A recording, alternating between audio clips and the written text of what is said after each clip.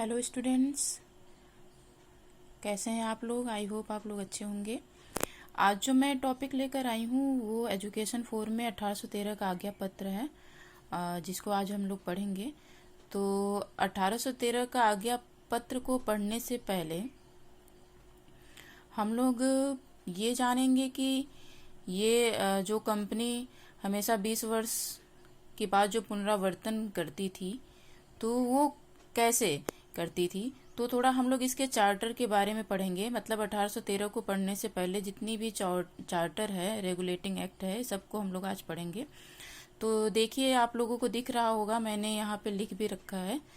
तो यहाँ पे जो ईस्ट इंडिया कंपनी है, हम लोगों ने पिछले क्लास में पढ़ा कि ईस्ट इंडिया कंपनी की स्थापना कब हुई, 31 दिसंबर 1600 ईस्वी में। ठीक है। तो जो ईस्ट इंडिया कंपनी का जो शासन है, देखा जाए तो यहाँ पे जो भी चार्टर, जो भी इन लोगों ने कंपनी को स्टैब्लिश किया, तो उस समय कहीं ना कहीं प्लासी का युद्ध, जो बक्सर का युद्ध था, तो युद्ध होने के बाद कहीं ना कहीं लोगों ने कई सारे चार्टर को इस्टेब्लिश मतलब किया, बनाया। तो उस समय कहीं ना कहीं देखा जाए तो बंगाल के भी गवर्नर रहे। तो आज हम लोग उसी के बारे में पढ़ेंगे कि ये चार्टर क्या है। तो पहला देखते हैं, चलिए। 1700 देखिए, 73 का चार्टर रेगुलेटिंग, फिर 1784 है पिट्स इंडिया, फिर 1793 है चार्टर, फिर 1813 जो अभी हमने बोला कि पढ़ेंगे आगे हम लोग, 1833, फिर उसके बाद 1853। ठीक है। देखिए, आज का वीडियो थोड़ा लंबा होगा, लेकिन हम लोगों को, क्योंकि हम लोगों को कई सारे चार्टर इसमें पढ़ने हैं, तो ये चीज़ें थोड़ा सा आप लोगों को ध्यान से पढ़ना होगा। तो देखिए, 1599 ईस्वी का चार्टर देखते हैं इसको। 1599 ईस्वी जब ईस्ट इंडिया कंपनी बनी, उस समय ब्रिटेन की महारानी एलिजाबेथ प्रथम ने एक राजलेख प्रकाशित किया। ठीक है। जिसके द्वारा क्या हुआ, ईस्ट इंडिया कंपनी की समस्त शक्तियां 24 सदस्यीय परिषद में निहित कर दी। यानी कि ये जो काउंसिल इसने बनाया, या ये जो राजलेख इसने प्रकाशित किया, तो इसमें जो 24 सदस्यीय परिषद का एक मतलब इसने कंपनी को बनाया, जिसको कि 1600 में भारत में खोला गया, स्थापित किया गया। तो ठीक है। फिर इसके बाद देखिए, 1726 में एक छोटा चार्टर भी और आया। तो इस चार्टर में क्या था कि इस चार्टर के द्वारा कलकत्ता, बम्बई तथा मद्रास के प्रेसिडेंट्स के गवर्नरों को कानून बनाने की शक्ति सौंपी गई। यानी कि जो कलकत्ता, बम्बई, मद्रास के जो प्रेसिडेंट थे, वहाँ के जो गवर्नर थे, उनको कानून बनाने की शक्ति सौंप दी। मतलब बस वो जहाँ के गवर्नर थे वहीं पे कानून बनाने की शक्ति थी, और अदर्स जगह पे नहीं। ठीक है। चलिए, अब हम लोग नेक्स्ट देखते हैं। देखिए, जो अब हम लोग को पढ़ना है वो क्या है, 1773 की रेगुलेटिंग एक्ट। इसका उद्देश्य क्या था, भ्रष्टाचार एवं कुप्रशासन को दूर करना। यानी मेन इसका उद्देश्य क्या था, भ्रष्टाचार एवं कुप्रशासन को दूर करना। यानी कि कंपनी जो ईस्ट इंडिया कंपनी थी, उसके तहत कहीं ना कहीं कुछ कंपनियां अपना खुद का कंपनी खोलकर, जो ब्रिटेन की थी, तो कुछ ऐसे यूरोपीय मिशनरी थे जो कि अपनी खुद की कंपनी खोलकर व्यापार करने की मतलब प्रयास कर रहे थे, या उस समय राजाओं से कुछ न कुछ ऐसे रिश्वत लेना, बहुत सारी चीजें थी। तो ये जो 1773 का रेगुलेटिंग एक्ट था, इसका उद्देश्य थोड़ा यही था। तो चलिए देखते इसमें क्या क्या है। पहला देखिएगा, बंगाल का गवर्नर अब बंगाल की गवर्नर जनरल होगा। यानी जो बंगाल का गवर्नर होता था, केवल गवर्नर, अब उसे क्या कहा जाएगा, गवर्नर जनरल होगा। ठीक है। यानी कि जो बंगाल की सारी चीजें हैं, कहीं ना कहीं क्या है, उसके अधीन सारी चीजें आ जाएंगी। आगे देखिए, मद्रास एवं बम्बई के गवर्नर जनरल को बंगाल के गवर्नर जनरल के अधीन कर दिया गया। जो मद्रास और बम्बई के गवर्नर जनरल है, उनको क्या किया गया, बंगाल के गवर्नर जनरल के अधीन कर दिया गया। मतलब वो उनकी सारी बातों को मानेंगे। ठीक है। कौन, मद्रास एवं बम्बई के गवर्नर जनरल। ठीक है। आगे देखिए, उस समय वारेन हेस्टिंग कौन थे, बंगाल के प्रथम गवर्नर जनरल बने थे। ठीक है ना। चलिए, गवर्नर जनरल परिषद देखिएगा आगे, गवर्नर जनरल परिषद के कितने सदस्य थे, 4 सदस्य थे। ठीक है। कौन कौन से, क्लेवरिंग, हैं पहले, फिर दूसरे हैं मूनसन, तीसरे हैं फ्रांसिस, चौथे हैं वॉरवेल। ठीक है, तो ये जो गवर्नर जनरल परिषद था, जो ये काउंसिल थी, इसके 4 मेंबर थे। ठीक है, जो भी डिसीजन लेना होता था या जो भी बातें होती थी तो ये चारों लोगों के सहमति से ही होती थी। ठीक है, ध्यान दीजिएगा 1773 का रेगुलेटिंग एक्ट पढ़ रहे हैं हम लोग। फिर देखिए नेक्स्ट क्या है, सुप्रीम कोर्ट की स्थापना एलिजा इम्पे प्रथम न्यायाधीश, यानी कि उस समय जो सुप्रीम कोर्ट की स्थापना हुई थी ईस्ट इंडिया कंपनी के टाइम, तो वो कौन सी थी, एलिजा इम्पे प्रथम। ये कौन थे, वहां के मतलब न्यायाधीश थे पहले, और इनके साथ में कौन थे न्यायाधीश, चेम्बर्स, लिमेस्टर और हाइड। ठीक है, चलिए आगे। निर्णय के विरुद्ध प्रीवी काउंसिल में अपील की जा सकती है, यानी कि जो निर्णय लिया जा रहा था तो इसके विरुद्ध कहीं ना कहीं प्रीवी काउंसिल, ब्रिटेन की भी एक काउंसिल जो बनी हुई थी, तो उसमें भी अपनी बातों को रखने का एक जरिया था या अपील की जा सकती थी। ठीक है, आगे देखिए क्या है, कार्य परिषद की बहुमत के अनुसार निर्णायक मत गवर्नर का होगा, यानी कि जो भी वर्क काउंसिल है, जो कार्य परिषद है, उसके बहुमत के अनुसार कहीं ना कहीं जो भी निर्णय लिया जाएगा उसका आखिरी निर्णय किसका होगा, गवर्नर का होगा। ठीक है, आगे देखिए, फोर्ट ऑफ डायरेक्टर्स यानी निदेशक मंडल, डायरेक्टर के चुनाव के लिए 1000 पाउंड शेयर धारकों को मताधिकार एवं 24 डायरेक्टर 4 वर्ष के लिए होंगे। कहने का तात्पर्य यहाँ पे यह है कि जो उस समय कोर्ट ऑफ डायरेक्टर्स जो बना था, जो निदेशक मंडल था, उसमें कहीं ना कहीं जो 1000 पाउंड से शेयर कर रहे थे कंपनी में, उनको मताधिकार में आने का प्रावधान था, और कहीं ना कहीं उस समय भी मत के द्वारा, चुनाव के द्वारा ही चुनाव किया जाता था। ठीक है, जिसमें कि ध्यान दीजिएगा 24 डायरेक्टर की बात की गई, यानी 24 सदस्यों की बात की गई है। ठीक है, चलिए आगे चलते हैं। आगे देखिए क्या है, सातवां, कर्मचारियों के निजी व्यापार, उपहार व रिश्वत पर रोक, यानी कि 1773 का रेगुलेटिंग एक्ट है, इसका उद्देश्य ही यही था कि भ्रष्टाचार एवं कुप्रशासन को दूर किया जाए। जो कंपनी के तहत सारी चीजें हो रही, तो उस समय कुछ अंग्रेज ऐसे थे जो कहीं ना कहीं अपनी कंपनी को खोलने का, अलग से मतलब खोलने का या उसको विस्तार रूप देने के चक्कर में थे, और इस चक्कर में कहीं ना कहीं यहाँ के जो राजा महाराजा थे उनसे भी रिश्वत लेना या कुछ इस तरीके का कार्य करते थे जो अनैतिक टाइप की होती थी। तो इस पे भी कहीं ना कहीं क्या था कि इस एक्ट के तहत रोक लगा दी गई। ठीक है, अब आगे देखिए 1781 एक्ट ऑफ सेटलमेंट, इसका उद्देश्य क्या था, ये छोटा एक्ट है, इसमें देखते हैं इसका उद्देश्य क्या है। रेगुलेटिंग एक्ट की कमियों को दूर करना एवं सुप्रीम कोर्ट का क्षेत्राधिकार सुनिश्चित करना। बहुत सही, देखिए 1773 में क्या था कि सुप्रीम कोर्ट की स्थापना तो हो गई थी और उसके प्रथम न्यायाधीश एलिजा इम्पे प्रथम बन गए थे, लेकिन उस समय उसका कोई क्षेत्राधिकार सुनिश्चित नहीं किया गया था, कोई क्षेत्र सुनिश्चित नहीं किया गया था कि हाँ कितना एरिया इस सुप्रीम कोर्ट के अंतर्गत आएगा। ठीक है, तो इस एक्ट के अंतर्गत उसका क्षेत्राधिकार सुनिश्चित किया जाता है। आगे देखिए एक और एक्ट है 1783 फॉक्स इंडिया बिल, इसको क्या कहते हैं, फॉक्स इंडिया बिल। इसमें देखिए क्या है, वर्क व फिलिप फ्रांसिस ने तैयार किया, यानी इस एक्ट को किसने तैयार किया है, वर्क व फिलिप फ्रांसिस ने, और कंपनी ने विरोध किया, राजनैतिक शक्ति समाप्त हो जाती। कहने का तात्पर्य यहाँ पर यह है कि कहीं न कहीं ये जो बर्ग फिलिप फ्रांसिस हैं, इन्होंने क्या किया था कि कंपनी के विरोध में एक ऐसा किया कार्य किया जिसमें कि कहीं न कहीं राजनीतिक शक्ति क्या होती, समाप्त हो जाती। ठीक है, तो इसके लिए फिर आगे देखिए क्या है, हाउस ऑफ कॉमन में पारित होने के बाद यह हाउस ऑफ लॉर्ड्स में पारित नहीं हो सका और लॉर्ड नॉर्थ फॉक्स की सरकार को 18 दिसंबर 1783 को त्यागपत्र देना पड़ा। यानी कि जो ये बिल था ये कहीं न कहीं उस समय पारित नहीं हो पाया था, तो उस समय जो सरकार किसकी थी, लॉर्ड नॉर्थ फॉक्स की थी। तो वो क्या करता है कि फिर उस समय ये मैटर इतना ज्यादा हो जाता है, क्योंकि अगर वो इसको पारित करता तो कहीं ना कहीं राजनीतिक शक्तियां क्या होती हैं, समाप्त हो जाती। तो ये कहीं ना कहीं फिलिप जो फ्रांसिस था ये अपोजिशन साइड में था, तो इसलिए लॉर्ड नॉर्थ ने क्या किया कि 18 दिसंबर 1783 को उसने क्या किया, त्याग पत्र दे दिया। ठीक है, और यह पहला व अंतिम अवसर था जब कोई ब्रिटिश सरकार भारतीय मामले पर गिर पड़ी।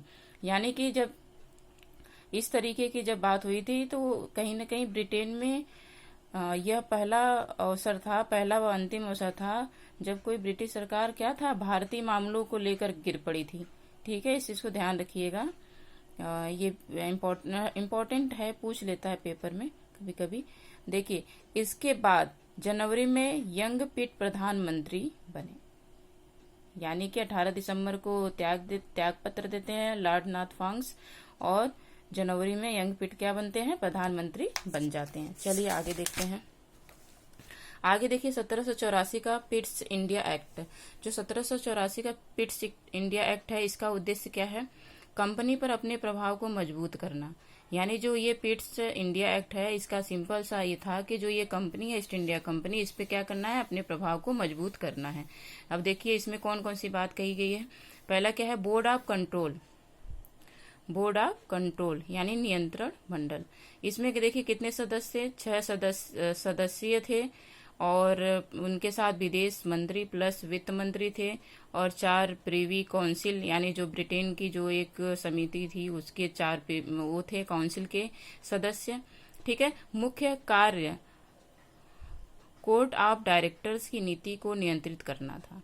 यानी इसका जो मुख्य कार्य था वो क्या था, कोर्ट ऑफ डायरेक्टर्स की जो नीति थी उस नीति को कहीं न कहीं क्या करना था, नियंत्रित करना था। इसीलिए इस एक्ट के अंतर्गत बोर्ड ऑफ कंट्रोल का कहीं न कहीं निर्माण किया, मतलब बनाया जाता है इसको, और इसका रोल यही होता है। आगे देखिए नेक्स्ट पॉइंट, कंपनी के राजनैतिक व व्यापारिक अधिकार अलग कर दिए गए। ऊपर देख रहे हैं, यहाँ द्वैत शासन की भी बात की गई है। ठीक है, द्वैत शासन की बात का मतलब है कि कहीं न कहीं कंपनी के जो राजनीतिक है और जो व्यापारिक अधिकार है उसको क्या कर दिया गया, अलग अलग कर दिया गया, कि जो राजनीतिक चीजें हैं उसको अलग काउंट किया जाएगा, और जो व्यापारिक चीज है, व्यापार का क्या आय व्यय है, उन सब चीजों को अलग काउंट किया जाएगा। ठीक है, आगे देखिए, बोर्ड ऑफ डायरेक्टर्स निदेशक मंडल, मतलब कि संचालक मंडल में से ही 3 सदस्यों को गुप्त समिति बनाई गई। जो कोर्ट ऑफ डायरेक्टर्स हैं, ध्यान दीजिएगा 24 सदस्य रहे, उसमें हम लोग अभी पीछे पड़ चुके हैं। ठीक है, इसी में से 3 सदस्यों को क्या बनाया गया, गुप्त समिति का मेंबर बनाया गया। ठीक है, और ये 3 लोग क्या करते हैं कि सारी बातों को सुनते और समझने के बाद किसको बताते, बोर्ड ऑफ कंट्रोल को बताते। ठीक है, एक तरीके से ये कहा जाता कि ये लोग और मतलब वैसी बातें जैसे कि खबरी टाइप के समझ सकते हैं, कि जो भी कंपनी से रिलेटेड जो भी ऐसी बातें होती, गोपनीय बातें, उसको ये कहीं ना कहीं गोपनीय तरीके से बोर्ड ऑफ कंट्रोल के पास पहुंचाते। ठीक है, उन्हीं 24 सदस्यों में से 3 सदस्यों को गुप्त समिति का मेंबर बनाया गया था। आगे देखिए, गवर्नर जनरल परिषद की सदस्य संख्या 4 से घटाकर 3 कर दी गई। यानी कि जो गवर्नर जनरल की जो काउंसिल थी जिसमें 4 संख्या थी, अब इसमें क्या कर दिया गया, 1784 के पिट्स इंडिया एक्ट में 4 से घटाकर 3 कर दी गई। ठीक है, चलिए आगे, मद्रास और बंबई की सरकार के लिए बंगाल के सरकार के आदेश का पालन अनिवार्य कर दिया गया। देखिए, मद्रास और बंबई की जो सरकार के लिए बंगाल के सरकार थे, जो यानी कि जो वहां के गवर्नर थे मद्रास और बंबई के, तो कहीं ना कहीं बंगाल के जो गवर्नर थे उसके आदेश का पालन करना क्या कर दिया गया, अनिवार्य कर दिया गया। किसमें, 1784 पिट्स इंडिया एक्ट में। ठीक है, अब आगे देखिए, बोर्ड ऑफ कंट्रोल की अनुमति के बिना युद्ध व संधि नहीं होगी। यानी इस पिट्स इंडिया एक्ट में ये भी कहा गया है कि जब तक बोर्ड ऑफ कंट्रोल अनुमति नहीं देगा तब तक किसी भी प्रकार का युद्ध या संधि नहीं हो सकता है, नहीं किया जाएगा। आगे देखिए क्या है, भारतीय वित्त पर गवर्नर जनरल व्यापक नियंत्रण स्थापित किया गया, वह भारत के एकात्मक स्वरूप को सशक्त किया गया। ठीक है, भारतीय वित्त पर गवर्नर जनरल का व्यापक नियंत्रण स्थापित किया गया। देखिए, जो भारतीय जो आर्थिक चीज है, वित्त पर यानी खर्च पर कहीं ना कहीं गवर्नर जनरल का एक नियंत्रण स्थापित किया गया, उसके हाथों में सारी चीज आ गई और भारत के एकात्मक स्वरूप को सशक्त किया गया। ठीक है, और जो भारत का कहीं ना कहीं जो एकात्मक रूप है उसको भी स्ट्रांग करने की मतलब उसको भी सशक्त करने का एक प्रयास किया गया। लेकिन ये सारी चीज किसके अधीन आ गई थी? गवर्नर जनरल के अधीन आ गई थी, यानी कितना कहाँ पे खर्च करना ये गवर्नर जनरल देखेगा। ठीक है, चलिए आगे देखते हैं। अब ऊपर है क्या है? 1793 का चार्टर एक्ट। ठीक है, अब देखिए इस चार्टर एक्ट में क्या कहा गया है कि व्यापारिक अधिकार 20 वर्ष के लिए बढ़ा दिए गए। जो व्यापारिक अधिकार था वो क्या था? 20 वर्ष के लिए बढ़ा दिए गए, जिसको अभी हम लोग 1813 में पढ़ेंगे। नियंत्रण मंडल के सदस्य व कर्मचारियों को वेतन भारतीय राजस्व से 1919 तक मिलता रहा। यानी जो नियंत्रण मंडल है, जो संचालक मंडल है, उसके जो सदस्य और कर्मचारी हैं, उसका वेतन कहाँ से मिल रहा था? भारतीय राजस्व से मिल रहा था। ठीक है, और ये कब तक मिलता रहा? 1919 तक। ठीक है, शराब के लिए लाइसेंस आवश्यक कर दिया। यानी इस एक्ट में जो शराब की बिक्री थी, जो शराब बिक रहा था, उसके लिए कहीं ना कहीं कोई जो लाइसेंस होती है वो आवश्यक कर दी गई। देखिए नीचे क्या है? मुख्य सेनापति गवर्नर जनरल की परिषद का पदेन सदस्य समाप्त कर दिया गया। जो मुख्य सेनापति होते हैं तो उनका जो गवर्नर जनरल की परिषद का पदेन सदस्य होते हैं, कहीं ना कहीं उसे क्या कर दिया गया? इस एक्ट में समाप्त कर दिया गया। ठीक है, तो हम लोग 1813 एक्ट को पढ़ने से पहले हम लोगों ने 1773 को पढ़ा, रेगुलेटिंग एक्ट है ना, और फिर उसके बाद हम लोगों ने 1784 का पिट्स इंडिया एक्ट पढ़ा, फिर अभी 1793 का चार्टर पढ़ा। अब आप हम लोग आते हैं आपके जो सिलेबस में दिया हुआ है 1813 का आज्ञा पत्र। ठीक है, अब देखिए चलिए इसको पढ़ते हैं। इस एक्ट में क्या हुआ, मतलब ये एक्ट इतना इम्पोर्टेंट क्यों है, क्यों कहा जाता है, तो इसके बारे में हम लोग पढ़ते हैं। कंपनी का आज्ञा पत्र प्रति वर्ष 20 वर्ष बाद पुनरावर्तन हेतु ब्रिटिश पार्लियामेंट, यानी ब्रिटिश पार्लियामेंट का क्या मतलब क्या है कि वहां की संसद ब्रिटिश पार्लियामेंट में प्रस्तुत होता था। ठीक है, यानी हर 20 वर्ष बाद कहीं ना कहीं कुछ ऐसे नियम बनते और उस नियम को फिर 20 वर्षों के लिए कर दिया जाता कि हाँ ये चीजें होंगी। ठीक है, तो 1793 के बाद कहीं ना कहीं 1813 का एक्ट आता है। चलिए आगे पढ़ते हैं। तो होता था सन 1793 में जब कंपनी का आज्ञा पत्र पुनरावर्तन के लिए ब्रिटिश पार्लियामेंट में प्रस्तुत हुआ था, तब उसके सदस्य रॉबर्ट विल्बरफोर्स ने चार्ल्स ग्रांट और ईसाई मिशनरी, पादरी और सभी के विचारों का समर्थन करते हुए यह प्रस्ताव रखा था कि आज्ञा पत्र में एक धारा इस आशय की जोड़ दी जाए ताकि यूरोपीय ईसाई मिशनरियों और स्कूल मास्टर को भारत जाने और वहां ईसाई धर्म एवं शिक्षा का प्रचार प्रसार की उन्मुक्ति प्राप्त हो। देखिए सबसे बड़ा मतलब 1813 में ही क्या हुआ था, ईसाई मिशनरियों को पूरी तरीके से क्या कर दी गई थी, छूट दे दी गई थी कि वो भारत में जाएं और वहां पे अपने धर्मों का प्रचार प्रसार करें। देखिए आगे पढ़ते हैं, अभी आएगा सामने क्या चीज है। पार्लियामेंट के एक दूसरे सदस्य रैडल जैक्सन ने इस प्रस्ताव का क्या किया, विरोध किया। मतलब विल्बरफोर्स ने तो ये सारी बातें रख दी और रैडल जैक्सन ने इसका विरोध किया। फिर वाद विवाद के बाद रॉबर्ट विल्बरफोर्स का प्रस्ताव अस्वीकृत कर दिया गया, पर इंग्लैंड की मिशनरियां चार्ल्स ग्रांट के नेतृत्व में यह मांग निरंतर करती रही। ठीक है, चार्ल्स ग्रांट जान रहे कौन है? पिछले क्लास में हम लोगों ने पढ़ा, ये आधुनिक शिक्षा के जनक के नाम से जाने जाते हैं। यानी भारतीय शिक्षा के आधुनिक अगर पिता कहा जाए या आधुनिक शिक्षा के जनक कहा जाए तो चार्ल्स ग्रांट है। ध्यान दीजिएगा, पेपर में पूछता भी है। तो इंग्लैंड की मिशनरियां चार्ल्स ग्रांट के नेतृत्व में यह मांग निरंतर करती रहीं कि मिशनरियों को भारत आने और शिक्षा का प्रसार करने की खुली छूट दे दी जाए। ठीक है, तो चार्ल्स ग्रांट का जो रैडल जैक्सन ने तो इसको ऑब्जेक्शन किया, लेकिन रॉबर्ट विल्बरफोर्स जो चार्ल्स ग्रांट का जो एक गठन था या एक जो ग्रुप था, एक जो इन लोगों का एक कह सकते हैं कि बहुमत था, मत था, वो क्या था, ज्यादा था, स्ट्रांग था।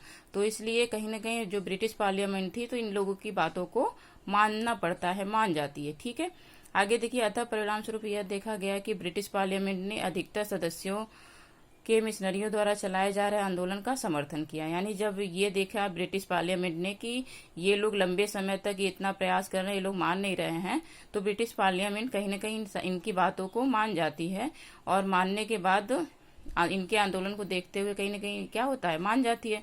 फिर परिणाम स्वरूप क्या होता है कि आज्ञा पत्र से संबंधित 3 धाराएं जोड़ दी जाती है। यानी कि ब्रिटिश पार्लियामेंट कहीं ना कहीं कुछ ऐसी चीजों को रखती है, यानी और रखने के बाद कहती है ठीक है आप लोग वहां पर जाइए और अपना इस धर्म का प्रचार प्रसार करिए और शिक्षा का भी प्रसार प्रसार करिए, लेकिन आपके व्यवहार से भारतीयों के किसी मन को किसी भी प्रकार का ठेस नहीं पहुंचना चाहिए, ये भी कहा।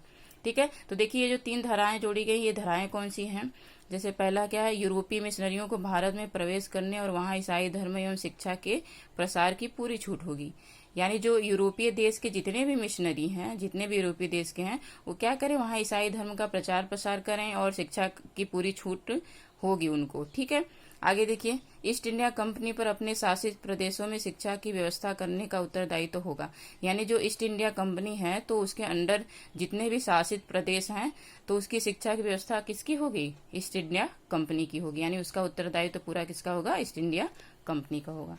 ठीक है, समझ रहे हैं ना 1813 एक्ट में क्या कहा गया है। आगे देखिए क्या है, तीसरा जो इसकी धाराएं जोड़ी गई, इसमें क्या है कि धारा 43 के अंतर्गत प्रतिवर्ष कंपनी ने लगभग 1 लाख रुपए की धनराशि का प्रयोग किया। यानी कि जो धारा 43 के जो इसमें जोड़ा गया, इसके अंतर्गत कहीं न कहीं 1 लाख रुपए की बात की गई, और इसमें क्या कहा गया कि जो भारतीय साहित्य के रख रखाव एवं विकास तथा भारतीय विद्वानों के प्रोत्साहन और भारत में ब्रिटिश शासित क्षेत्र में रहने वालों को विज्ञान का ज्ञान कराने में किया जाए।